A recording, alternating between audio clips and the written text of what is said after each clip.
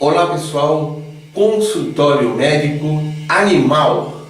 É um programa especial com a doutora Tiana Tanaka, médica veterinária, que vai falar de novos procedimentos no tratamento e prevenção de doenças animais.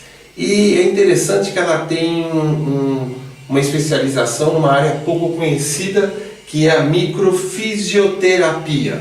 Obrigado por nos receber aqui no seu consultório, tá? Naturalmente vocês vão ouvir às vezes latido de cães e tal, porque faz parte desse ambiente. Tiana, fala como nasceu a microfisioterapia, o que vem a ser? A microfisioterapia é uma técnica manual francesa, desenvolvida há cerca de uns 30 anos, né, foi na década de 80, por dois fisioterapeutas e osteopatas, né? E essa técnica, ela lida com a questão emocional, principalmente. Do animal? Do paciente humano também. Do paciente humano eu também. trabalho com animais, né? Sim, sim. Então, ela trabalha na parte da memória celular, que todas as células do nosso organismo, elas guardam memórias de situações que a gente vive. Sim. Né? Então, isso vai criando uma cicatriz quando essa memória não é liberada. Então, dependendo da situação, de como a gente vivencia uma situação, essa memória é armazenada na célula e aí ela vai criando essa cicatriz, que pode promover algum problema de saúde no indivíduo. Mas esse procedimento que os médicos descobriram, inventaram, ele partiu do conhecimento humano ou partiu já de uma experiência com os animais diretamente? Conhecimento humano, né? São fisioterapeutas e osteopatas humanos que desenvolveram essa técnica. Tá. E aí depois, um outro profissional da área de fisioterapia e osteopatia na França desenvolveu para os animais. Ah, interessante. Né? Então a técnica, a gente segue mapas já determinados para descobrir onde é que estão esses bloqueios, onde estão armazenadas essas cicatrizes nas células. E então tanto os humanos quanto os animais têm mapas específicos. Então a gente identifica onde está o bloqueio e já desbloqueia essa memória. Tá. Ou seja, a minha dor na coluna, né, na lombar, é decorrente que eu carrego muito peso emocional, por exemplo, tal, então tem que desbloquear isso daí. Mas só que no cachorro, como que é o procedimento disso? Porque o cachorro não vai te contar essa história. Como é que fica essa tua percepção e essa análise dessa perspectiva? Então, porque os mapas, eles dão uma ideia do que pode estar acontecendo.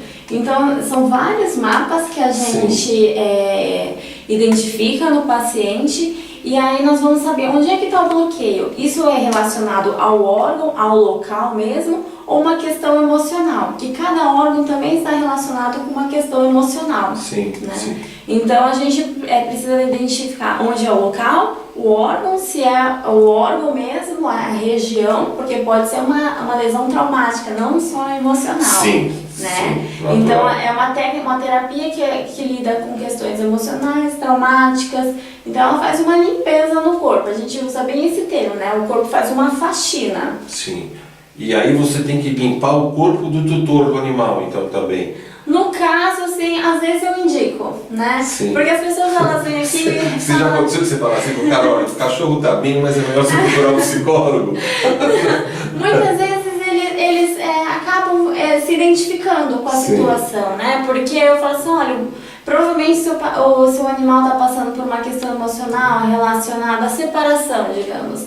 E aí a pessoa se identifica. Então ela mesma acaba procurando ou já vem de um tratamento emocional, né? Sim. Então, às vezes tem essa ligação, né? Que as pessoas falam assim, o animal puxa o dono não só na questão assim, comportamental, mas também emocional, que é muito relacionado. E você teve que estudar um pouco de psicologia, então, para adicionar, para poder entender essa dinâmica, né? Não a psicologia em si, mas a gente faz cursos também relacionados a essa questão de comportamento, né, ligado à emoção. Tá. Tiana, você consegue dar algum exemplo prático, falando aqui para os nossos amigos? Procure dar um exemplo de um animal que esteve aqui, ele tinha um problema assim assado e foi detectado que por uma questão emocional assim assado. Eu vou dar um exemplo do meu cachorro, né, o Buda, Sim. Que foi através dele que eu comecei a focar mais nessa área, né, a me dedicar mais a essa área. Que o Buda eu adotei ele com cerca de 5 ou 6 meses. Ele era de uma cliente minha, eu tratava o gato da casa. E aí os cachorros dela tiveram cria e um deles foi o Buda, foi uma ninhada de 5 cães. E os animais começaram a desenvolver convulsão com 3 semanas de vida. E os filhotes. Os filhotes. E nada justificava, fizeram exames, né? Os animaizinhos foram internados, fizeram exame tanto nos filhotes quanto na mãe, e nada identificava. E um dos filhotes, o primeiro filhote a ter convulsão, faleceu. E fizeram necrópsia nele para tentar identificar necrópsia do sistema nervoso e nada justificava. E quando foi o Buda começou a ter convulsão, ele foi levado também para a clínica veterinária, começou a tomar gadernal para evitar os quadros, as crises. E aí ele sobreviveu. Dos 3 filhotes que tiveram convulsão, ele foi o único que sobreviveu. E aí, com o tempo, ele foi crescendo, mas ele ainda tinha convulsão, mesmo com a medicação, né? E no início eu falei pra ela, isso aí deve ser muito emocional, porque eles são muito novinhos, não tem nada que justifica, nenhuma intoxicação, nada, né? E aí a gente começou a trabalhar essa questão para identificar o que poderia estar acontecendo no ambiente que levava ele a esses quadros de convulsão.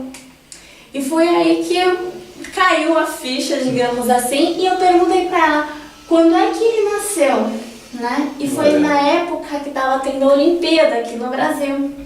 E ela mora perto de um estádio de futebol e tinha fogos de artifício. Então o período final da gestação do Buda e do irmãozinho deles foi no período da Olimpíada. Então tinha muito fogo de artifício. E os pais já tinham medo de fogos, né? Medo de barulho, medo de chuva, de trovão. Então, assim, esse medo dos pais já foi passado para os filhotes, né? Essa informação de medo de barulho já foi passada para os filhotes. E durante o período gestacional, a mãe já passava medo por ouvir barulho. E aí, quando ele nasceu, ele também já tinha essa informação no corpo dele. E aí, ele entrou em contato com a informação de barulho. Então, ele começou a convulsionar. Tanto que eu perguntava, mesmo com a medicação, ele convulsionava. Então, eu perguntei, quando é que ele convulsiona? Ela falou assim, quando os cachorros latem, os pais, né, dele latiam, e quando as crianças brincavam e começavam a gritar. Então, quando tinha barulho muito intenso, ele começava a convulsionar. E aí foi que eu consegui fazer essa ligação do período da Olimpíada com os fogos de artifício. Então a gente falou assim, bom, então vamos tirar ele desse ambiente, vamos fazer uma terapia nele. E o que vocês fizeram na prática para o Buda se recuperar desse trauma? Ela é uma pessoa que também trabalha com terapias holísticas, né? Então ela já foi trabalhando questão de trabalhar pontos de acupunturas. E aí também a gente passou informação verbal, né? Que a gente trabalha com o subconsciente. Então eu também faço muito isso depois da sessão de microfisioterapia. Eu identifico o trauma do animal e peço para o proprietário, né, para o cliente conversar com o animal, passando informação verbal com as palavras-chave, eu digo assim, do trauma, que relaciona o trauma dele, para o subconsciente estar identificando e trabalhar essa informação. Sim. Que essa é uma técnica que muitos psicólogos usam com as crianças, né? Sim. Pedem para os pais conversar com as crianças enquanto dormem, por exemplo, para o subconsciente da criança cantar, música, para estar trabalhando essa informação. E eu peço para que faça isso com os animais. E dá um resultado muito bom. E a princípio a gente fez isso com ele, né? Logo de cara eu não fiz a microfisioterapia. E que idade está o Buda agora? O Buda está com 3 anos. E... Nunca mais teve convulsão. Não. E aí quando eles me trouxeram Buda, eles esqueceram, né, do gadernal. E eu até pensei, vou fazer a receita e vou comprar, porque eles me trouxeram bem em dezembro, bem próximo a Natal, Ano Novo. Sim. Então eu fiquei com aquele receio, vai ter fogos, então pode ser que ele convulsione. Mas assim que ele chegou, eu já apliquei a microfisioterapia nele. E eu falei, eu não vou dar o gadernal, porque eu adotei ele justamente para tirar ele dessa vida, né? De tomar medicamento desde as 3 semanas de vida até, né? Ia pra vida eterna, ele ia tomar. E aí então eu apliquei a micro nele, Ele reagiu bem. Aí no Natal, Ano Novo, passei em casa pra verificar como é que ele ia estar.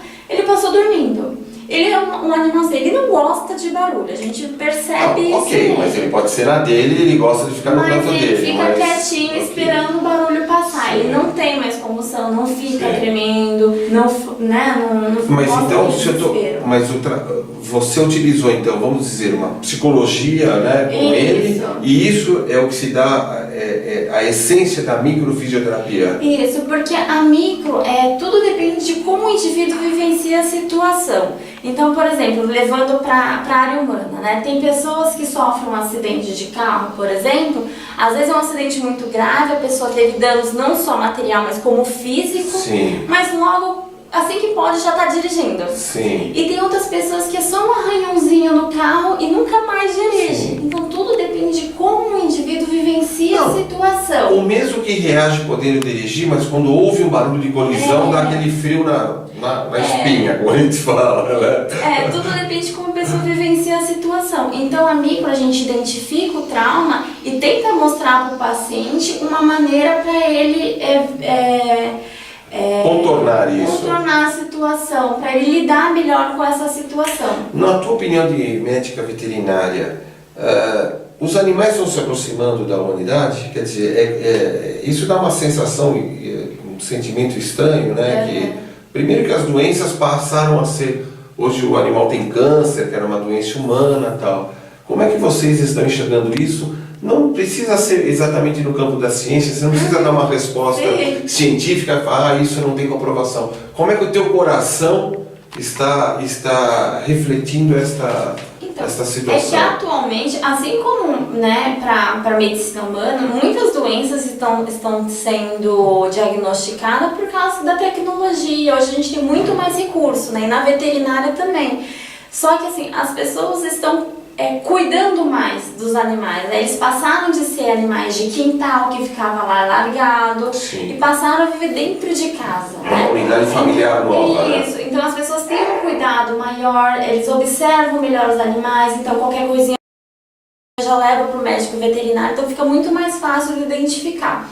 Mas só que esse convívio muito próximo acaba mexendo com a questão emocional dos animais, né? Sim. Porque os animais, sim, eles têm emoção, têm sentimento. Só que até pouco tempo era muito subjugado isso. Falava, não, animal não pensa, animal Sim. não tem sentimento, não tem emoção. Mas para quem tem um animal, observa o seu animal, o comportamento, a gente percebe sim que eles têm esse sentimento. Sim. Só que o convívio muito próximo acaba afetando isso. Absorvendo né? esta... Trata um animal como um humano, Sim. né? Então, às vezes, eles acabam perdendo o instinto animal, então eles acabam tendo bastante problema de comportamento. Ou seja, isso não é positivo tratar o animal como humano, você tem que tratar ele como um animal. Sim. Quer dizer, dá carinho...